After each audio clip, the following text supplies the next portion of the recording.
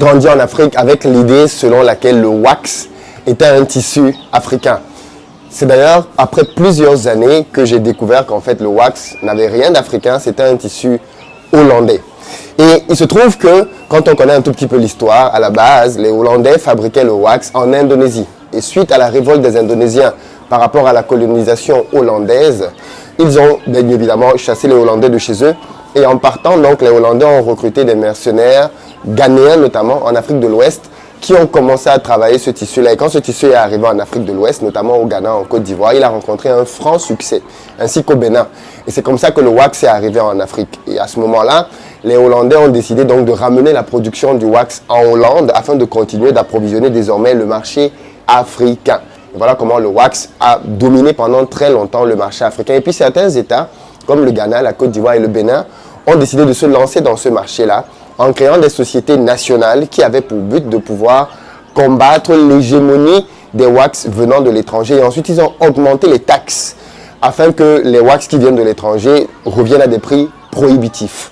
Voilà un tout petit peu l'histoire derrière ce tissu qui est traditionnel aujourd'hui et connu un peu partout en Afrique.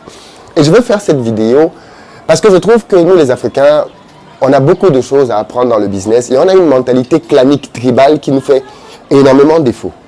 Pour beaucoup de personnes, quand on est africain et que l'on veut se lancer dans le business, il faut faire des choses pour les Africains. De quoi est-ce que je parle? Il y a de cela quelques jours, j'ai fait une vidéo dans laquelle je portais une chemise et plusieurs personnes dans les commentaires m'ont dit « Mais Philippe, les types de chemises que tu portes, déjà ce ne sont pas des chemises africaines. » Donc pour beaucoup de personnes, ça, ce n'est pas du tout africain. Et dans leur imaginaire, pour porter des tenues africaines, il faut porter quelque chose comme ça. Ok, ça pour eux, ça c'est africain. Les chemises classiques, ce n'est pas du tout africain. Et je me rends compte de plus en plus que les Africains se ferment énormément de portes dans leur tête et ça se duplique au niveau du business. Qui a dit le wax dont je viens de parler? C'est un exemple, mais je pourrais vous donner plein d'autres exemples comme ça. On a une société en Côte d'Ivoire qui s'appelle Yango, qui fait du Airbnb, qui fait du Uber, qui conduit les gens. Quand vous entendez le nom Yango, vous avez l'impression que c'est ivoirien. Mais Yango, c'est russe. Yango, société russe qui vient en Côte d'Ivoire pour pouvoir s'implanter là-bas et travailler sur place. On a des exemples comme ça qui sont nombreux. On peut prendre, entre autres, comment j'appelle la société là, qui fait du transport de marchandises, un peu le Amazon, petit Amazon africain, qui est une société que beaucoup de gens adoptent dans les pays comme étant une société africaine, mais en fait, en réalité, qui appartient à des Français. Le nom va me revenir certainement, mais ceux qui vont se souvenir du nom, vous pouvez le mettre dans les commentaires. Et on a comme ça en Afrique énormément de sociétés qui sont détenues par des Français, des Américains, des Hollandais et qui desservent les besoins uniquement des populations africaines. On peut prendre par exemple dans les sociétés de brasserie, aux brasseries du Cameroun, Solibra et autres. Ces sociétés-là proposent des boissons locales. Les boissons top par exemple. On sait que derrière c'est la famille Castel, mais les boissons top ne sont pas vendues en France. Les boissons top ont été créées essentiellement pour le public africain, mais ce sont des Français qui sont derrière.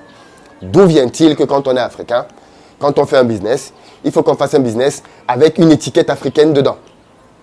Au nom de quoi est-ce que des Africains ne peuvent pas faire ce genre de chemise et les vendre au monde entier? Au nom de quoi est-ce que quand on voit une chemise comme celle-ci, on doit se dire « ça, ce n'est pas africain ». C'est une mentalité tribale, clanique, qui fait énormément de mal aux entrepreneurs. Et du coup, je vais me rendre compte, et vous aussi peut-être, que l'essentiel des entrepreneurs africains font des produits pour la communauté noire. Donc la communauté qui a le moins d'argent sur la planète. Mais l'essentiel de nos entrepreneurs font des produits pour cette communauté-là. En soi, c'est normal et c'est bien, parce qu'il y a des besoins dans cette communauté-là.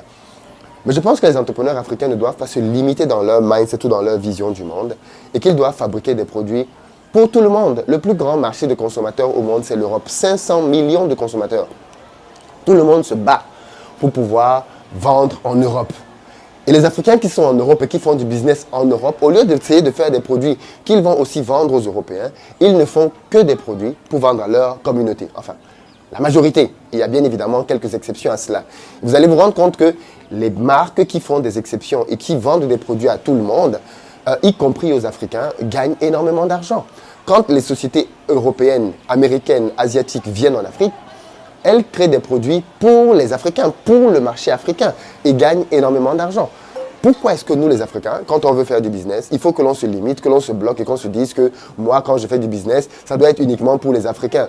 Au nom de quoi est-ce que les Africains ne peuvent pas créer des montres, créer des chemises, créer des polos, créer des t-shirts qu'ils vont commercialiser à tout le monde? Pourquoi est-ce que Polo Ralph Lauren ne pourrait pas être une marque africaine? Pourquoi? Pourquoi est-ce que les Africains ne pourraient pas créer des produits qui leur ressemblent? Peut-être que parce qu'on a été colonisé, on a gardé une certaine rancœur, une certaine amertume qui aujourd'hui trouble notre jugement.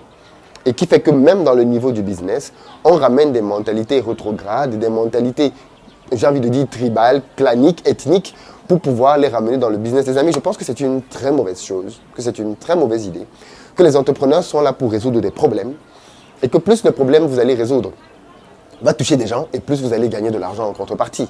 Il n'y a donc aucun état d'âme à avoir. Je pense que les Africains devraient créer des marques qui vendent à tout le monde, un peu partout dans le monde entier. Et ainsi, bien évidemment, s'imposer aussi à l'international. Vous avez plein de marques qui portent même les noms des gens, Dolce Gabbana et autres. Mais où sont les marques africaines qui viennent s'imposer avec style? Nous, quand quelqu'un crée une marque africaine, vous allez voir qu'il y a toujours du tissu derrière. Il va toujours mettre un tissu africain quelque part. Il va toujours rappeler avec une couleur que ça, c'est africain. Et vous allez voir ça partout. Même, je sais qu'il y a des gens qui disent souvent, oui, tel artiste africain a vendu à Beyoncé. Mais qu'est-ce qu'on veut mettre en avant? C'est que Beyoncé a porté des vêtements avec du tissu dessus. Donc, nous, les Africains, on doit se limiter au tissu. Prenez les Asiatiques. Si on dit que cette chemise a été faite par un Asiatique, ça ne va gêner personne. Ça, c'est les motifs asiatiques. Est-ce que ça, c'est les motifs asiatiques? Mais les Asiatiques, ils vont te créer cette chemise et ils vont la vendre aux Européens sans aucun souci, sans aucun stress, sans aucun état d'âme. C'est asiatique. Mais nous, si c'était nous, il fallait que la chemise là soit orange, bordeaux, avec des couleurs de tissu à gauche, à droite, pour qu'on dise que, ah ok, ça c'est africain. Mais Wax est venu démontrer aux Africains que ça ne veut rien dire. Absolument rien dire. On peut venir en Europe, ramener un style qui plaît aux gens et vendre aux Européens ce dont ils ont besoin. Les Chinois font ça, les Asiatiques font ça en permanence.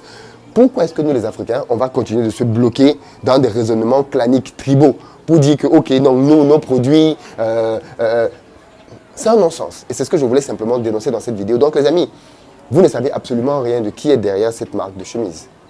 Et c'est absurde de penser que parce qu'il n'y a pas de couleur derrière, ce n'est pas une chemise faite par un Africain.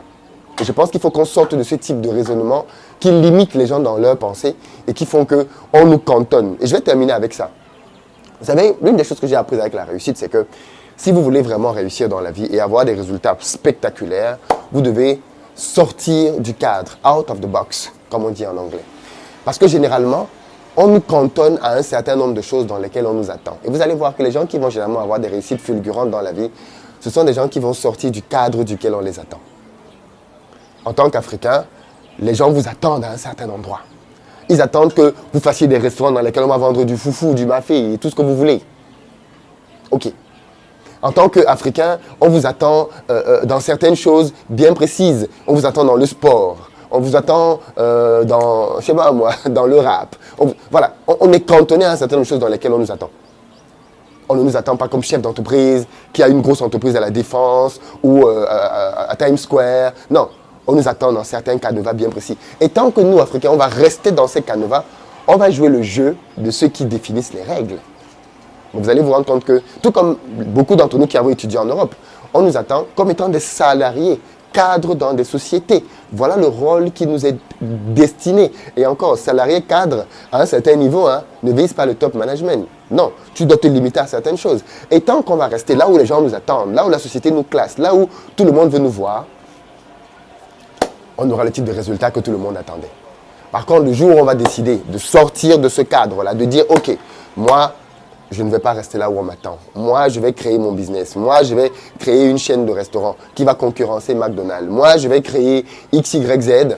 Là, à ce moment-là, on va devenir des acteurs importants dans le game et on va pouvoir changer le game d'une certaine manière. Mais tant qu'on n'est pas dans cette logique, dans cette mentalité, dans ce mindset, je crains bien qu'on perde notre temps et que l'on soit juste des accompagnateurs dans le business qui accompagnent les autres, qui gagnent réellement beaucoup d'argent. J'espère que le message que je véhicule ici passe bien, que vous comprenez bien que je ne suis pas contre le fait que nous fassions du business pour la communauté. Il y a des besoins dans la communauté et il faut pouvoir y répondre. Si on n'y répond pas, des personnes hors de la communauté viendront y répondre. Donc il faut répondre aux besoins de la communauté. Mais j'appelle aussi une autre catégorie d'entrepreneurs à aller conquérir le monde, à sortir simplement du cadre de la communauté où on peut nous attendre, mais aller créer des restaurants. On a des chefs ici en France, enfin ici en France, là je suis au pays, on a des chefs en France, aux États-Unis, au Canada, dans plein de pays qui sont noirs. Pourquoi est-ce qu'ils vont automatiquement, uniquement faire de la bouffe africaine? Ils peuvent faire d'autres choses, peut-être apporter un peu de couleur avec leurs origines.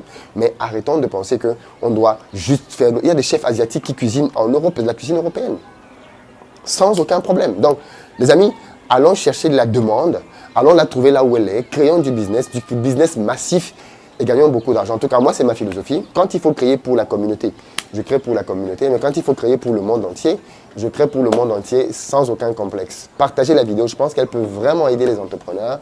Dites-moi dans les commentaires ce que vous en pensez. Je vous laisse avec la belle vue de la ville de Yaoundé, la ville aux 7 collines. Ciao!